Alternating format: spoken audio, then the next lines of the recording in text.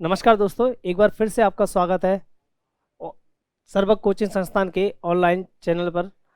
आप सभी के सामने मैं वापस से रिप्रेजेंट हूँ सुरेंद्र कुमार धाकड़, ज्योग्राफी का पोर्शन लेकर के, जिसमें नदी का सेगमेंट आपको डिस्कस करने वाला हूँ मैं आपके सामने। अभी हमारी लास्ट क्लास में हम लोगों ने डिस्कस किया था सिंधु नदी तंत्र को, जिसकी मैपिंग की थी सिंधु नदी तंत्र की। देखो, मैपिंग आपको हाथ से साथ साथ करके चलना है। जितना आप मैपिंग कर पाओगे उतना ही जल्दी आप चीज़ों को ऑब्टेन कर पाओगे। यही बात मेरा आपसे कहना है कि आप हाथ से ड्रॉ कर लीजिए, एक बार आपको चीज़ें मेमोराइज हो जाएंगी। आज हम नया सेगमेंट ले रहे हैं, वो है आपका नदी तंत्र का हिस्सा ले रहे हैं अगला, जिसकी बात करने वाला है। कौन सा नदी तंत्र है आपका? गंगा नदी तंत्र।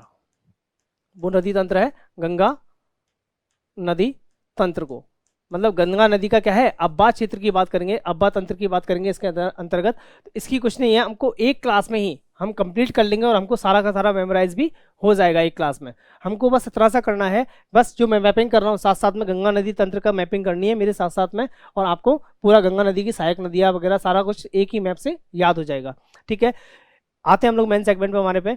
देखो, आपको पता ही होगा हिमालय वाले क्षेत्र में काफ़ी सारे हम लोग ग्लेशियर्स पढ़े हैं। उनमें से ही एक ग्लेशियर है, वो है गंगोत्री ग्लेशियर। गंगोत्री ग्लेशियर, और उसी के पास में एक और ग्लेशियर है, उसका नाम है सतोपंत ग्लेशियर। सतोपंत ग्लेशियर। अब इस गंगोत्री ग्लेशियर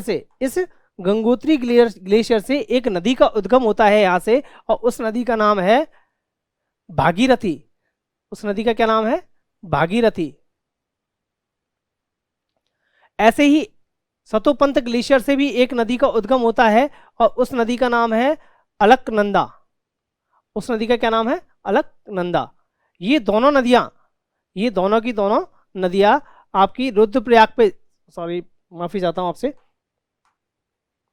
ये थोड़ा सा गलत हो गया, वापस ड्रॉ करते हैं इसको।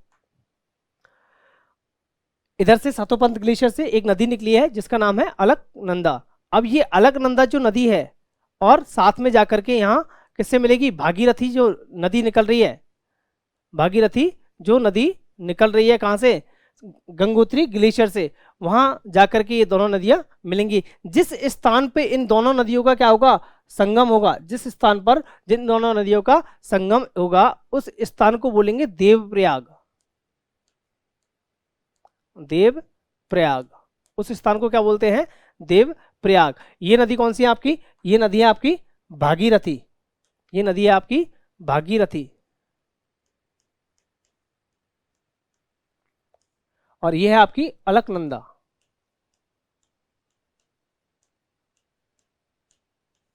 ठीक है, समझ पा रहे होंगे दो नदियां किस तरह से। अभी तक गंगा नहीं आई है, बस गंगा से पहले का पार्ट की बात कर रहा हूं मैं।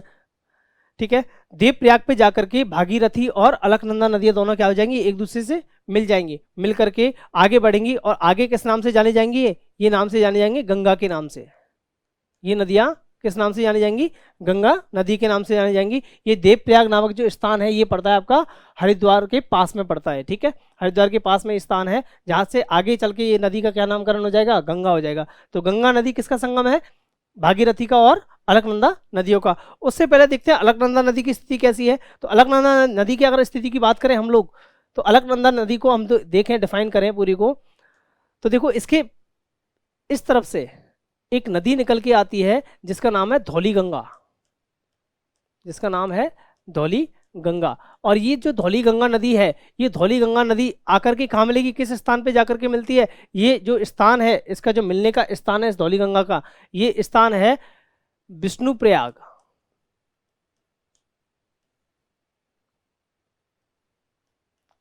जगह थोड़ी कम है इसलिए थोड़ा एडजस्ट कर लीजिएगा। विष्णुप्रयाग स्थान पे जाकर के धौली गंगा जो है वो किस में मिल जाएगी? अलकनंदा के अंदर जाकर के क्या हो जाएगा? मिल जाएगी। उसके बाद अगली जो नदी है, अगली नदी जो इसमें आकर के मिलती है, उसको वापस डिफाइन कर रहा हूँ, अभी एक ही कलर से ले लेते हैं हम लोग। इसका नाम है पिंडार। इस नदी का क्या नाम है? पिंडार नदी। इस नदी का नाम क्या है? पिंडार। क्या नाम है इस नदी का? पिंडार नदी नाम है इसका। और ये जिस स्थान पे जाकर के मिलती है उस स्थान को बोलते हैं कर्णप्रयाग। उस स्थान को बोलते हैं कर्णप्रयाग। इस कर्णप्रयाग से आगे आगे की बात करें हम लोग, तो इसके आगे के सेगमेंट पे एक नदी और आकर के मिलती है, और आकर के मिलती है इधर की तरफ से, जिसका नाम है आपका मंदाकिनी, जिसका नाम है मंदाकिनी। ये मंदाकिनी नदी आकर के कहाँ मिल जाएगी, यहाँ जिस स्थान पे आकर के किसमें मिलेगी, ये अलकनंदा में मिलेगी, उसको बोलेंगे रुद्रप्रयाग। उस स्थान को बोलेंगे रुद्रप्रयाग। तो याद रखिएगा, रुद्रप्रयाग पे आकर के कौन कौन सी नदियों का संगम होता है, तो अलकनंदा से कौन सी मिलेगी, मंदाकिनी मिलेगी। कर्णप्रयाग पे अलकनंदा से पिंडार मिलेगी, और धौलीगंगा कहाँ मिलेगी आपकी, विष्णुप्रयाग पे आकर के धौलीगंगा मिल जाएगी, किसमें, अलकनंदा के अंदर। ठीक है, आप समझ पा रहे होंगे। और देवप्रयाग पे कौन सी नदी मिल रही है, अलकनंदा और भागीरथी, दोनों नदियां क्या हैं, देवप्रयाग पे मिल रही हैं। और उसी से आगे दोनों नदियों का सम्मिलित रूप ही क्या कहलाता है, गंगा कहलाता है। अब यहाँ से आगे जब गंगा की बात करते हैं हम लोग, यहाँ से हमारी मुख्य नदी कौन सी है, गंगा नदी है।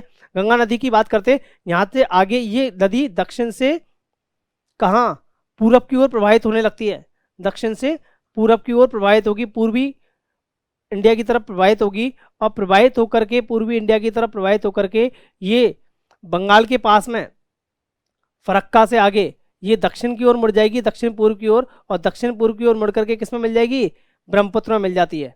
और ब्रह्मपुत्र के साथ में फिर क्या मिल जाएगी, डेल्टा क्षेत्र में, जिसको बोलते हैं सुंदरबन डेल्टा, मतलब बंगाल की खाड़ी में जाकर के क्या होगी, समाहित हो जाएगी। ठीक है, आप समझ पा रहे होंगे यहाँ तक की बात को। अभी देखें इसकी सहायक नदी, आगे का पोर्शन अपन आगे करेंगे, इसको 3 सेगमेंट में पढ़ रहे हैं हम लोग। पहला सेगमेंट इसका उद्गम स्थल, बीच का इसका मध्य भाग में क्या स्थिति बनती है उसकी बात कर रहे हैं हम लोग। थोड़ा सा और अच्छा ड्रॉ करने की कोशिश करता हूँ शायद। इधर देखते हैं हम लोग, आय की सेगमेंट की बात करें तो देखो, इसकी जब सहायक नदियों की बात करें तो इससे उत्तर में, उत्तर से आकर के जो सहायक नदियां हैं, देखो मैं बिल्कुल क्रम से बना रहा हूँ सहायक नदियों को, उसी क्रम से आपको याद भी रखना है, उसी क्रम से आपको नदियों को याद भी रखना है। तो सबसे पहले यहाँ पे आपको पड़ती है गढ़वाल की पहाड़ियां, गढ़वाल की पहाड़ियां। गढ़वाल की पहाड़ियों के यहाँ से एक नदी का उद्गम होता है, जिसको कहते हैं रामगंगा। इस नदी को क्या बोलते हैं, रामगंगा। इस नदी को क्या बोल रहे हैं, रामगंगा, जो कहाँ से निकल रही है, गढ़वाल की पहाड़ियों से उद्गमित हो रही है। गढ़वाल की पहाड़ी से उद्गमित होकर के कहाँ मिल रही है, गंगा में मिल रही है। गंगा तंत्र में जाकर के यहाँ ये रामगंगा जो नदी है वो जाकर के मिल जाती है। ठीक है, उसके बाद में, इसके बाद में एक अगली नदी आती है जिसका नाम है गोमती। उसके बाद इसमें कौन सी नदी मिलती है, गोमती नदी जाकर के सहायक नदी के तौर पे उत्तर से जाकर के मिल जाती है। समझ रहे होंगे आप मेरी बात को। उसके बाद में यहाँ एक ग्लेशियर पड़ेगा, जो ग्रेट हिमालय के ऊपर एक ग्लेशियर था, आपने नाम सुना होगा उसका, मिलाम ग्लेशियर। मिलाम, क्या नाम है उस ग्लेशियर का, मिलाम ग्लेशियर। ये हिमनद है। इस मिलाम ग्लेशियर से एक नदी निकलेगी जिसका नाम है शारदा। इस नदी का नाम क्या है, शारदा, बाद में ड्रॉ करता हूं। और इधर से एक नदी और आती है, इसका नाम है घाघरा।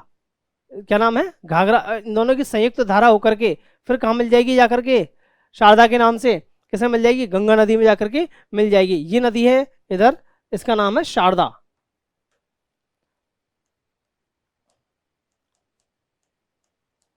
इधर है, ये है घाघरा। यहाँ नोट डाउन कर लीजिएगा, यहाँ पे आप जो पॉइंट है जहाँ पे घाघरा और शारदा का जो संगम होता है, घाघरा और शारदा नदी का जो संगम हो रहा है, वहाँ उस जिले को बोलते हैं बारांकी जिला। मतलब जिस जिले में आपकी गंगा, सॉरी, शारदा और घाघरा नदी मिल रही है, उसको बोलते हैं, उस जिले में जिसमें जा रही है वो बारांकी जिला है। ठीक है, मैं नोट डाउन करने के लिए मेरे पास स्पेस नहीं है, इसलिए मैं छोड़ रहा हूँ उसको अभी। ठीक, आगे बात करें हम लोग आय के सेगमेंट की, तो आगे जाके एक और नदी इसमें जाकर के मिलती है जिसका नाम है गंडक।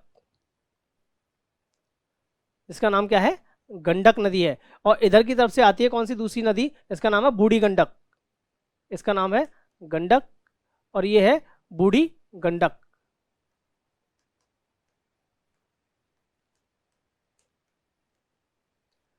याद रखना दोस्तों, ये जो गंडक नदी है, ये जो गंडक नदी है, ये गंडक नदी जो है ये निकलती है आपकी नेपाल हिमालय से। नेपाल हिमालय से ये निकलती है नेपाल हिमालय। जब हिमालय का वर्गीकरण आपने पढ़ा होगा, तो हिमालय के वर्गीकरण को हम जब क्षैतिज रूप से डिवाइड करते हैं तो आपने पढ़ा होगा पंजाब हिमालय, फिर कुमायूं हिमालय, फिर नेपाल हिमालय और उसके बाद में आसाम हिमालय। इस तरह से डिवीजन करते हैं हम लोग। तो ये निकलती है नेपाल हिमालय वाले पोर्शन से। कहाँ से निकलेगी? नेपाल हिमालय के पोर्शन से। कौन सी निकलेगी? हमारी गंडक नदी निकलेगी। एक मिनट में जल ग्रहण कर लेता हूँ।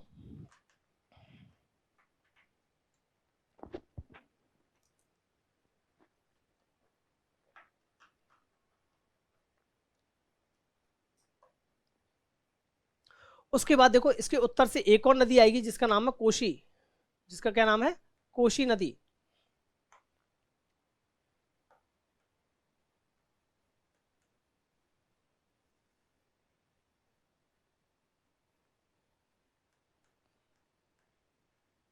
जिसका नाम है कोशी नदी, जो कहां से आएगी? उत्तर से निकल के आएगी। एक्चुअल में इसका दूसरा नाम है सप्तकोशी। इसको ऐसे भी कह सकते हैं, सप्तकोशी। क्यों कह सकते हैं सबको भी? एक्चुअल में ये जो नदी है कोशी, ये 7 नदियों से मिलकर बनी है। 7 नदियों से मिलकर के बनी है। जैसे इसमें मुख्यतः अपन नदियां देख लें इसकी सहायक नदियों में भी, तो जैसे यहाँ आती है, इसको बोलते हैं तैमूर कोसी। इसकी सहायक नदी है तैमूर कोशी। एक सहायक नदी इधर से भी आती है, सुनकोशी।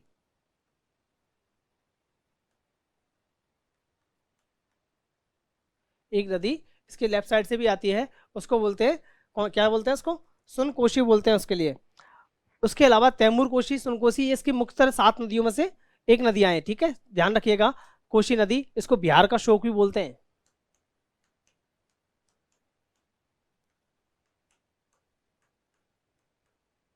इसको क्या बोल रहे हैं अपन? बिहार का शोक। इस नदी को दूसरा नाम से क्या जान रहे हैं? बिहार का शोक। एक्चुअल में ये कोशी नदी क्या करती है? अपना मार्ग परिवर्तित करती है। इसकी वजह से क्या होता है? बिहार में जगह जगह क्या होती है? बाढ़ आती है बारिश के दिनों में। इसलिए इसे बिहार का कोश भी कहा जाता है इसके लिए। किसको? कोशी नदी को। ठीक है, उसके बाद बात करें हम लोग तो एक और नदी है। ओ, कलर चेंज हो गया।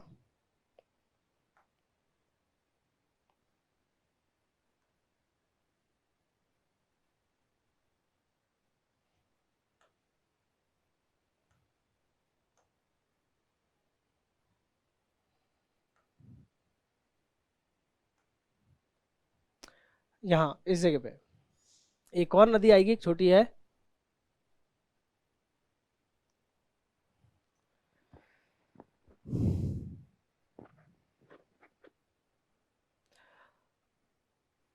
देखो यहाँ जो मैं ड्रॉ कर रहा हूँ इस जगह पे, ये वाली नदी जिसकी मैं बात कर रहा हूँ आपसे, यहाँ एक छोटी नदी और आएगी, उसका नाम है बागमती।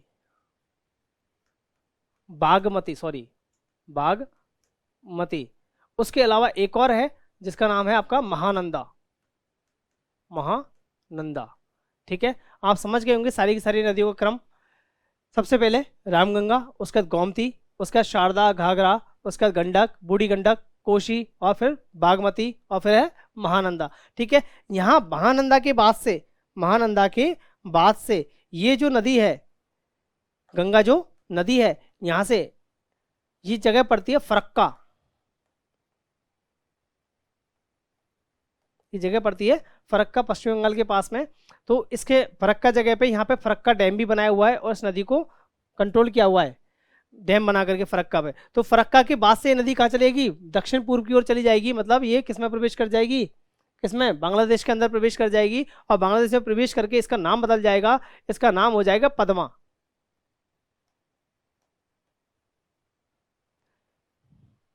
इसका नाम क्या हो जाएगा? पद्मा हो जाएगा उसके बाद में नाम। ठीक है, समझ पा रहे होंगे इस सेगमेंट को आप? यहाँ तक के को आगे की बात मैं नहीं कर रहा आपसे, लेकिन इसके दक्षिण से आने वाली मैं नदियों को लगाने वाला हूँ। ये उत्तर की नदियां हैं इसकी सारी। अगर इसके दक्षिण से बात करें कि दक्षिण से आने वाली नदियां, तो यहाँ एक ग्लेशियर पड़ता है, उसका नाम है यमुनोत्री।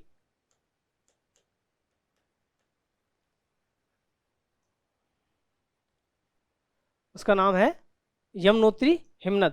इस यमुनोत्री हिमनद से एक और नदी निकलती है इसके दक्षिण से, और जाकर के वो कहाँ? प्रयागराज के पास में जाकर के किसमें मिल जाएगी?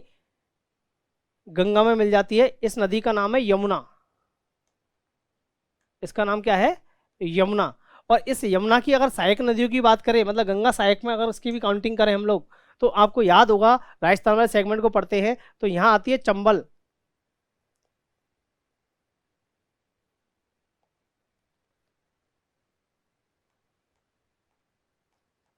यहाँ है चंबल।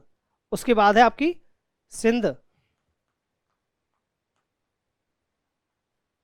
फिर है आपकी बेतवा,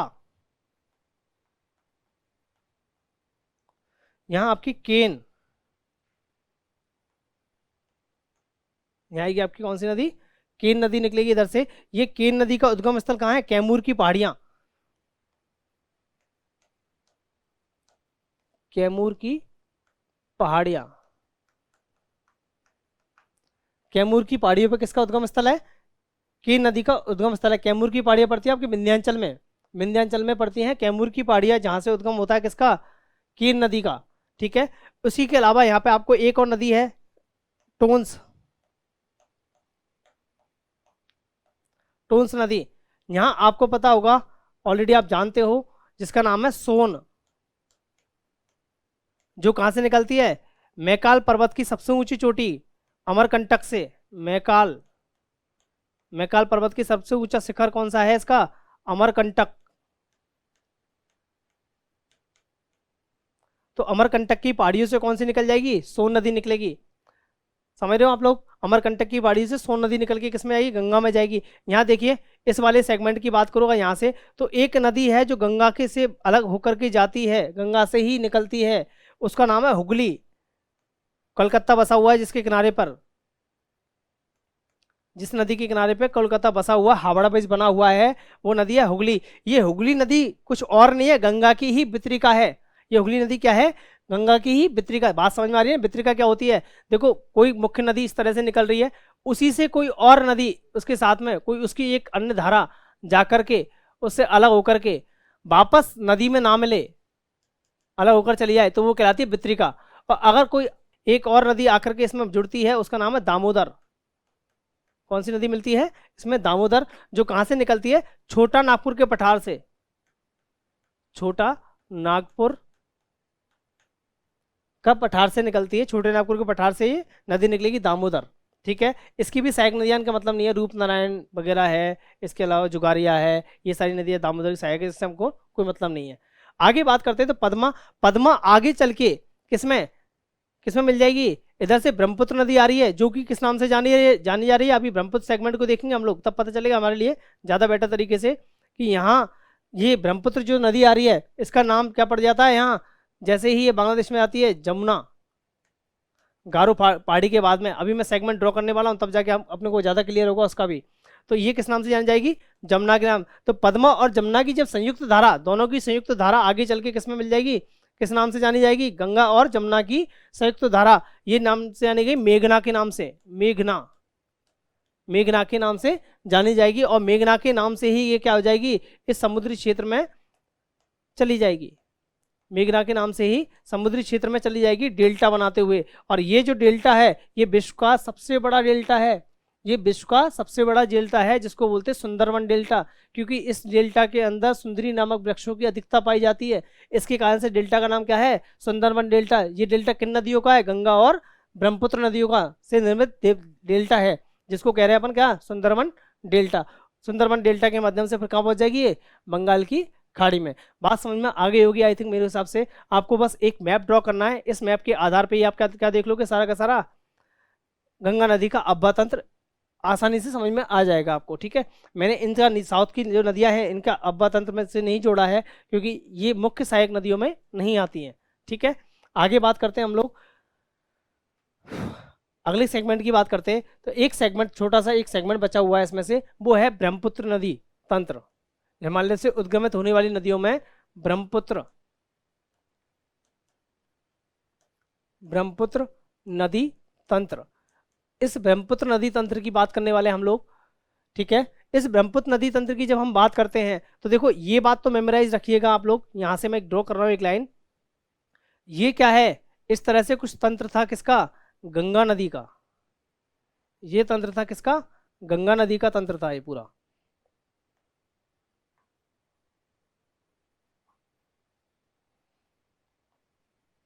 ये तंत्र किस नदी का है, गंगा नदी का अब्बा तंत्र है। ठीक है, गंगा नदी का अब्बा तंत्र कुछ इस तरह से था, पिछली क्लास में देखा था हम लोगों ने। गंगा नदी इस तरह से आ रही थी, यहाँ से भागीरथी आ रही थी, यहाँ से अलकनंदा आ रही थी, उसका गंगा नाम पड़ गया था, फिर नीचे जाके पद्मा नाम इसका चेंज हो गया था। आगे बात कर रहे थे हम लोग, तो ब्रह्मपुत्र नदी तंत्र की बात कर रहे थे। तो देखिए ब्रह्मपुत्र नदी तंत्र को बनाने के लिए मैं बनाता हूँ आपको, तिब्बत वाले, आपको याद होगा ट्रांस हिमालय वाले क्षेत्र में, ट्रांस हिमालय वाले क्षेत्र में यहाँ एक ग्लेशियर पड़ता है, इस ग्लेशियर का नाम है आंग्सो, आंग्सो या चेमा येंगडुंग, चेमा येंगडुंग ग्लेशियर मतलब हिमनद, ग्लेशियर मतलब हिमनद, मतलब आंग्सो या चेमा येंगडुंग ग्लेशियर या हिमनद, इसकी बात कर रहे हैं हम लोग। तो चेमा येंगडुंग ग्लेशियर से एक नदी का उद्गम होता है, जिसको नाम तिब्बत के अंदर जिसको जाना जाता है किस नाम से, सांगपो के नाम से। इस नदी को किस नाम से जान रहे हैं तिब्बत के अंदर, सांगपो। किस नाम से जान रहे हैं, सांगपो के नाम से जान रहे हैं। और ये भारत के मतलब तिब्बत वाले क्षेत्र में बहते हुए भारत के अरुणाचल प्रदेश के यहाँ पे एक दर्रा मिलेगा हमारे लिए, उस दर्रे का नाम है यांगयाप दर्रा। उस दर्रे का नाम क्या है, यांगयाप दर्रा। दूसरे मैप कलर ले लेते हैं हम लोग यहाँ पे, इस दर्रे का नाम है यांगयाप,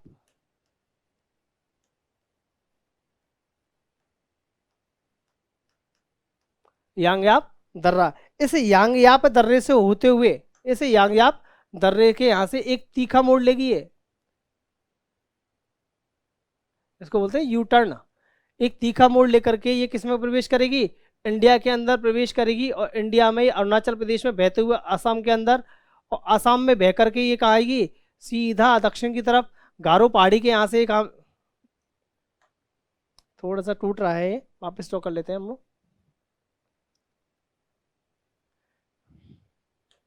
इस दर्रे का भी कलर चेंज कर लेते हैं हम।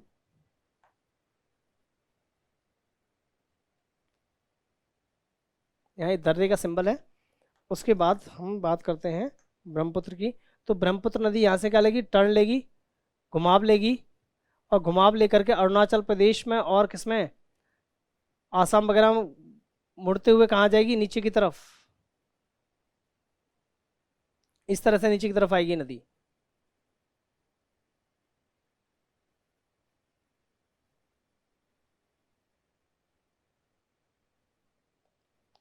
और इसी में किसकी धारा मिल जाएगी, गंगा की धारा संयुक्त हो जाएगी। ठीक है, ये किसका तंत्र है, ब्रह्मपुत्र नदी का तंत्र है। तो ब्रह्मपुत्र नदी को तिब्बत के अंदर किस नाम से जान रहे हैं, सांगपो के नाम से जान रहे हैं।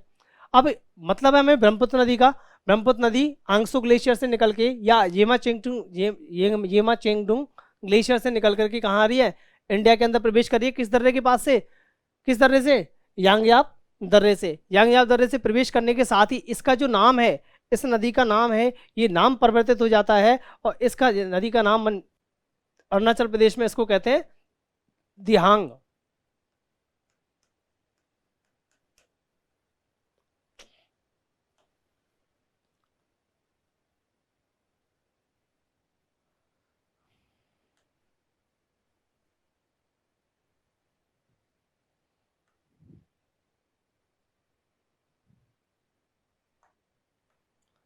अरुणाचल प्रदेश में इस नदी को जाना था दिहांग के नाम से, दिहांग। अरुणाचल प्रदेश में इसका नाम बदल के क्या हो रहा है, दिहांग हो रहा है ब्रह्मपुत्र नदी का। उसके बाद में, दिहांग के बाद में जब ये नदी आय की तरफ बढ़ती है, आय की तरफ बढ़ती है, तो इस नदी में एक इसकी सहायक नदी आकर भी मिलती है, एक सहायक नदी आकर के मिलेगी इधर से इसकी राइट साइड से, जिसका नाम है दिबांग।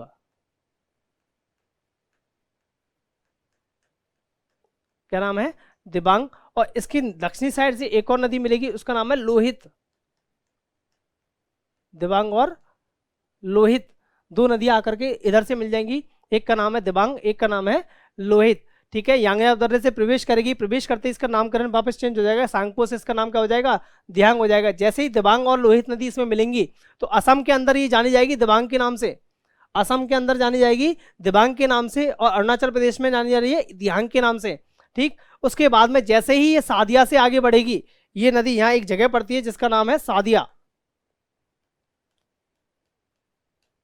इसका नाम है सादिया, इससे जैसे ही आगे बढ़ती है, मतलब दिबांग और लोहित नदियों के संगम होने के बाद जब ये आगे बढ़ती है तो इस नदी का नाम क्या पड़ जाता है? ब्रह्मपुत्र। यहां इसका नाम क्या है?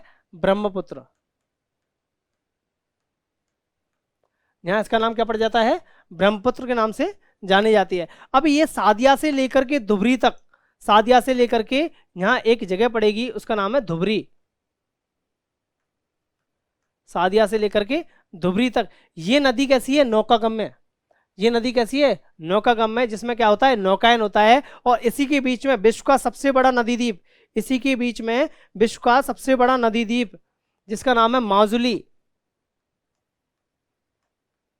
जिसका नाम है माजुली, जो कि विश्व का सबसे बड़ा नदी द्वीप है, वो अवस्थित है। माजुली नदी द्वीप कहाँ है अवस्थित है? वो है आपका किसके अंदर? ब्रह्मपुत्र नदी के अंदर। ब्रह्मपुत्र नदी के अंतर्गत विश्व का सबसे बड़ा नदी द्वीप है जो है माजुली नदी द्वीप। अब इसी नदी द्वीप को अभी क्या है, ये विलुप्त होने की स्थिति में है, इसको क्षरण बहुत ज्यादा हो रहा है, इसकी वजह से इसको यूनेस्को ने अभी विश्व विरासत सूची में शामिल किया है अपनी में, इसका संरक्षण करने के लिए, इसको कि संरक्षित हो सके प्रॉपर्टीज ऐसी, जो विश्व का सबसे बड़ा द्वीप है। ठीक है, अभी आगे बात करें, नदी की बात करें तो सादिया से धुबरी तक इसमें क्या होगा? यहाँ से और यहाँ तक इस नदी के अंदर होगा नौकायन। ये नदी कैसी है? नौकागम्य। यहाँ से सादिया से लेकर के धुबरी तक ये नदी कैसी है? नौकागम्य। यहाँ धुबरी से आगे चल के जैसे ये नदी आती है कहाँ पे? यहाँ एक पहाड़ी क्षेत्र मिलेगा हमारे लिए, उस पहाड़ी क्षेत्र का नाम है, एक पहाड़ी मिलेगी मेघालय के पठार के यहाँ, जिसका नाम है गारो, जिसका नाम है गारो। तो गारो पहाड़ी के यहाँ से फिर से क्या लेगी? घुमाव लेगी, और घुमाव लेकर के दक्षिण की तरफ मुड़ जाएगी, और किसमें प्रवेश करेगी? किसमें प्रवेश करेगी? बांग्लादेश के अंदर प्रवेश करेगी। बांग्लादेश में प्रवेश करेगी, और बांग्लादेश में प्रवेश करते ही इसका नाम बन जाएगा जमुना। इसका नाम क्या पड़ जाएगा? जमुना। यहां मणिपुर की पहाड़ियां, यहां है मणिपुर की पहाड़ियां, यहां है मणिपुर की पहाड़ियां। तो इन मणिपुर की पहाड़ियों से एक और नदी आकर के इसमें मिलेगी, इसका नाम है बराक। इसका नाम क्या है? बराक।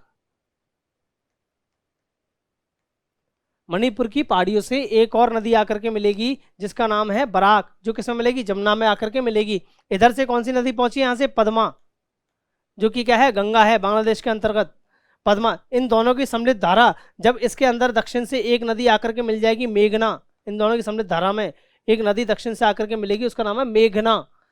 दिखने में नहीं आ रहा होगा आपको, दिख नहीं रहा होगा, लेकिन मैं बोल के बता रहा हूँ आपके लिए, उसको समझिएगा आप लोग। इसलिए दक्षिण से एक नदी आकर के मिलेगी, इसका नाम है मेघना। और मेघना की संयुक्त, मेघना की धारा जब संयुक्त धारा में किसके में? जमुना और पद्मा की में जाके मिलेगी, तो इसका आगे चल के नाम क्या पड़ जाएगा? मेघना नाम। तो ब्रह्मपुत्र किस नाम से जानी जाएगी? मेघना के नाम से जानी जाएगी। ब्रह्मपुत्र और गंगा नदी दोनों संयुक्त रूप से मेघना के मिलने के बाद किसके नाम से जानी जाएंगी? मेघना के नाम से। और अंतिम रूप से जो डेल्टा बनाते हुए, सुंदरबन डेल्टा बनाते हुए, ये दोनों नदियां मेघना के नाम से ही क्या हो जाएंगी? समुद्र में समाहित हो जाएंगी, बंगाल की खाड़ी में चली जाएंगी। ठीक है, इसके अलावा इनमें अन्य जो बात करें हम लोग, अन्य नदियों की बात करें, कि सहायक नदियों के क्रम की बात करें, तो इसके राइट साइड से एक और नदी आती है, इधर जगह नहीं है, मैं थोड़ा बना रहा हूं इधर की तरफ। आपका एक नदी आएगी यहां से मानस, एक आएगी धनसिरी। ये सारी क्या है? इसकी सहायक नदियां हैं, किसकी? ब्रह्मपुत्र की सहायक नदियां मानस है और धनसिरी है। देखिए ऊपर से एक नदी और निकल के आती है यहां से, और किस में मिलेगी? ब्रह्मपुत्र में आकर के मिलेगी, उसका नाम है तीस्ता। लेकिन बिल्कुल नीचे जाकर, गारो खाड़ी के नीचे जाकर के ये नदी जाके मिलती है, इसलिए इस नदी का नाम क्या है? तीस्ता, जो उत्तर से निकल के कहाँ जाएगी? बिल्कुल दक्षिण में, जो संयुक्त धारा में जाकर के मिलेगी।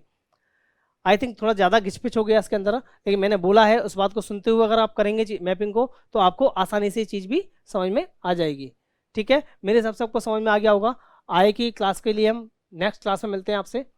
अभी के लिए मैं स्टॉप कर रहा हूँ इस क्लास को, लेकिन आप सभी से बस यही कहना है मेरा कि अगर आपको पसंद आया हो तो आप इसको लाइक ज़रूर कीजिए, सब्सक्राइब कीजिए चैनल को, ज़्यादा से ज़्यादा लोगों में शेयर भी कीजिए। अगर कोई कमी भी है, कोई समस्या आ रही है आपको, तो उस चीज़ के लिए आप हमें कमेंट करके भी बता सकते हैं आप लोग। ठीक है, इसी के साथ मैं स्टॉप करता हूँ आज की क्लास को अपनी को। अगली क्लास में मिलते हैं, धन्यवाद।